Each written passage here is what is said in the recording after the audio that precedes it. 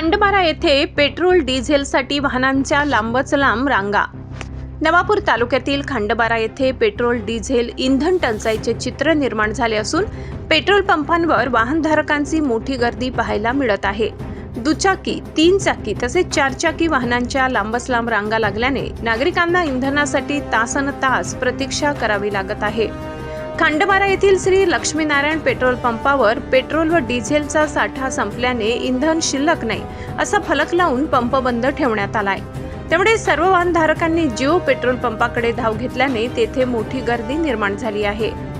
Jio petrol pump व्यवस्थापनाने परिस्थिती लक्षात घेऊन प्रत्येक दुचाकी वाहनाला केवळ 100 रुपयांचे पेट्रोल देण्याचा निर्णय घेतलाय।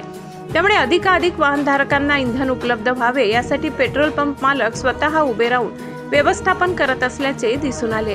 पंपावर शिस्तबद्ध पद्धतीने इंधन वाटप सुरू असले तरी वाहनांच्या वाढत्या गर्दीमुळे परिसरात गोंधळाचे वातावरण निर्माण झाले होते।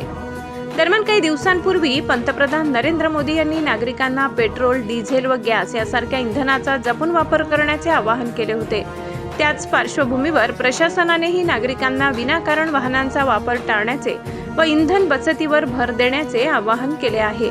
इंधन टंचाई किती दिवस कायम राहणार याबाबत अद्याप स्पष्ट माहिती नसल्याने नागरिकांमध्ये चिंतेचे वातावरण आहे। त्यामुळे आवश्यक कामासाठीच वाहनांचा वापर करून इंधनाची बचत करणे गरजेचे असल्याचे मत नागरिकांकडून व्यक्त होत आहे। संपादक पुरुषोत्तम अहिरराव, तापी परिसर न्यूज, खंडबारा।